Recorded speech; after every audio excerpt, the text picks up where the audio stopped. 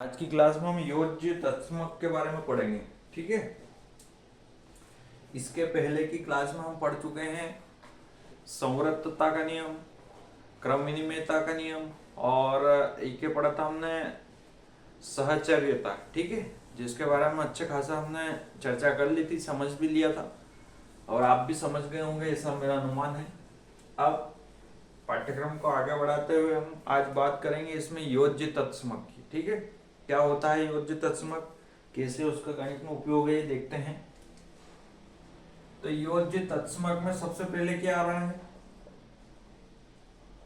योज्य। योज्य का मतलब योग, योग का मतलब जोड़, जोड़ मतलब प्लस चिन्ह। ठीक है, तत्समक क्या हो गया, तत्समक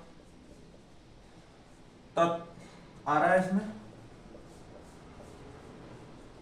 मतलब जैसा का जैसा, मतलब कोई संख्या में ऐसी संख्या, मान लो जैसे कोई 5 है, अब कोई ऐसी संख्या बताओ कि इसमें जोड़े तो इसका योगफल जो है उसमें अंतर नहीं आना चाहिए, तो क्या आ गया,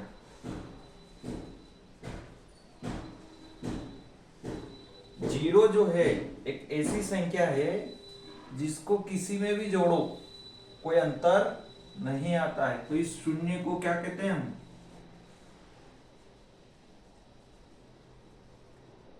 योग तत्समक। इसको योग भी बोल सकते हैं आप। ठीक है, बात समझ में आ गई।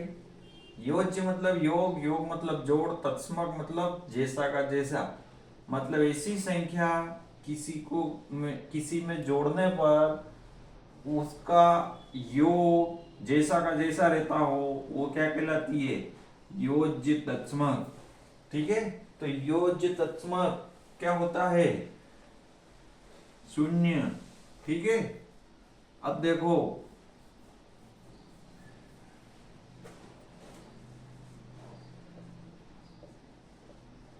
पूर्ण संख्या,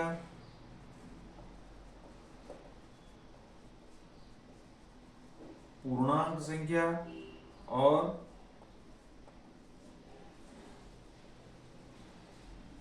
परिमेय संख्या, इनका सबका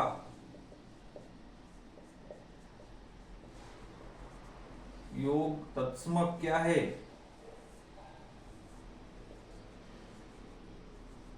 शून्य। कैसे, उदाहरण देख लो।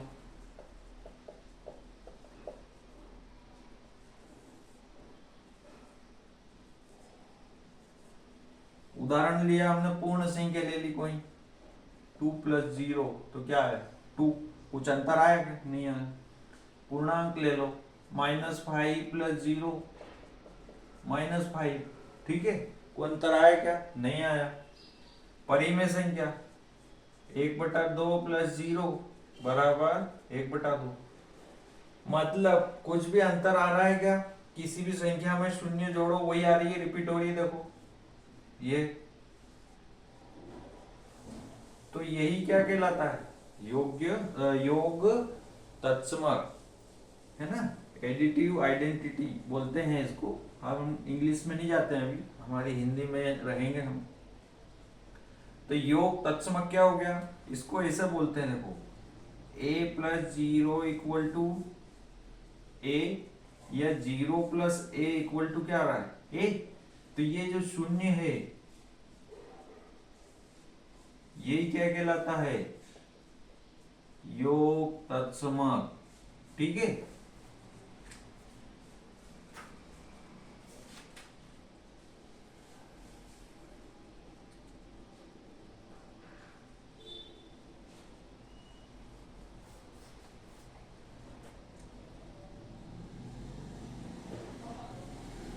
शून्य, एक, योज्य तत्समक है, नोट कर।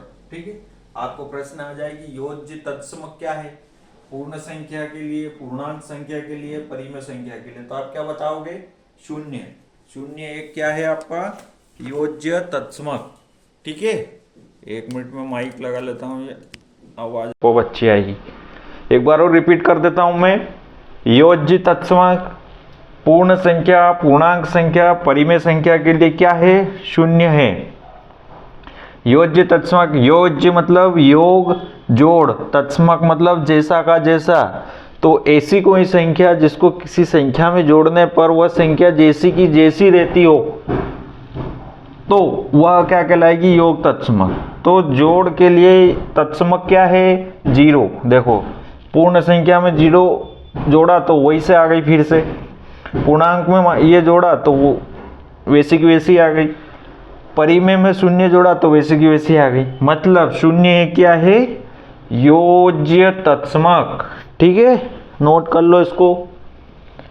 अब अगला तत्समक पढ़ेंगे हम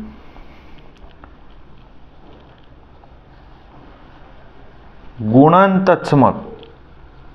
गुणा का भी तो होगा।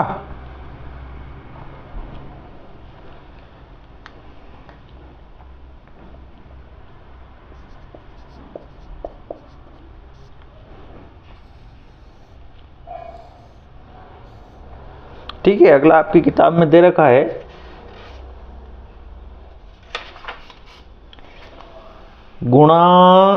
गुणात्मक तत्समक कर दो इसको, या गुणन तत्समक, कुछ भी कर सकते हो। गुणात्मक तत्समक। अब गुणात्मक तत्समक क्या? तत्समक तो मतलब वही है कि जैसा का जैसा होना चाहिए।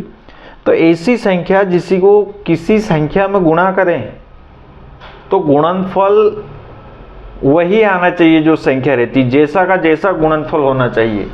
तो मान लो संख्या 5 में 1 का गुणा करा तो 5, 1 में 5 का गुणा करा तो 5, मतलब गुणन तत्समक क्या होगा? 1। ठीक है, आप तीनों संख्याओं के लिए आप देख लो, पूर्ण संख्या ले ली कोई, देखो वही संख्या आ रही फिर से। आप पूर्णांक संख्या ले लो, -8 गुणा 1। परिमेय संख्या ले लो, 3/8 गुणा 1, तो क्या आ गया? 3/8। मतलब 1 का गुणा किसी में भी करो फिर से वही संख्या आ जाती है। तो यहां लिख दो संख्या 1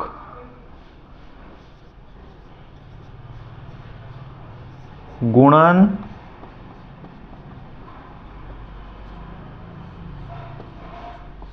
तत्समक है। ठीक है, आप दो ने अब 2 चीज पढ़ ली है। ठीक है, कौन सी? एक गुणन तत्समक और एक योग तत्समक।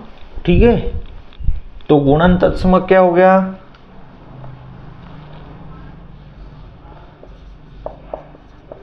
योग तत्समक। योग तत्समक हो गया 0 और गुणन तत्समक हो गया 1। नोट कर लेना इसको, और नोट करने के साथ साथ याद भी रखना। ठीक है, अब अगला टॉपिक जो है हमारा, एक नियम और पढ़ना है हमें।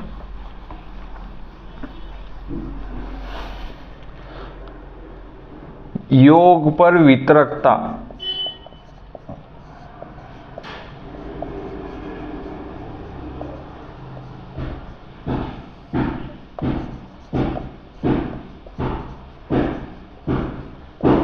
योग पर वितरकता का नियम। अब योग पर वितरकता का नियम क्या कहता है?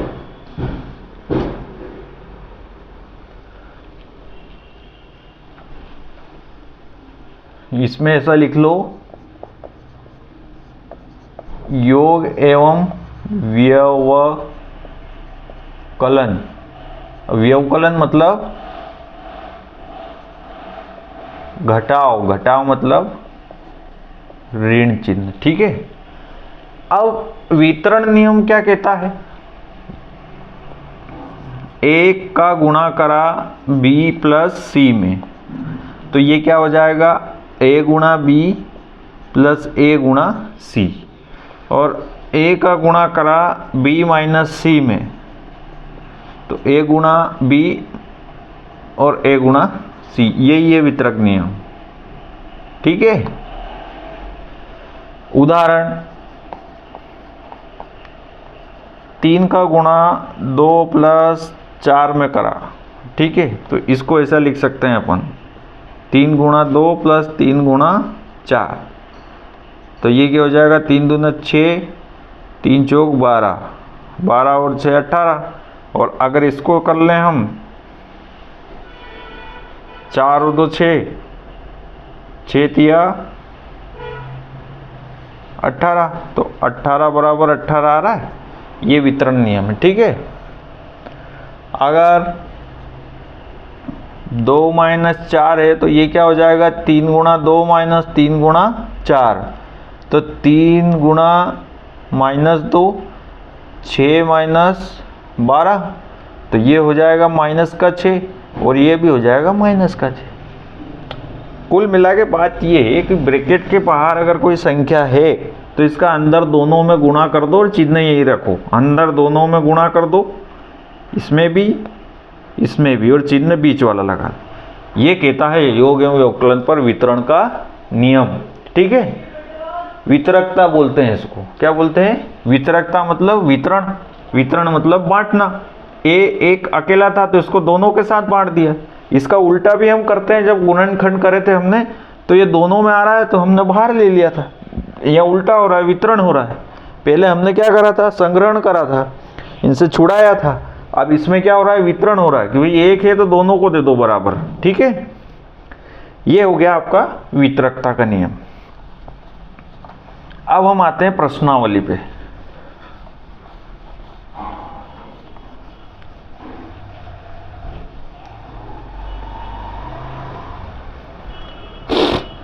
प्रश्नावली 1.1 का क्वेश्चन नंबर 1, निम्नलिखित प्रत्येक में गुणन के अंतर्गत उपयोग किए गए गुणधर्म, गुण का नाम लिखिए। बस गुण का नाम लिखना है अपने को। तो इसमें पहला क्वेश्चन क्या है, -4/5 इंटू 1 बराबर 1 इंटू -4/5 बराबर -4/5। ठीक है।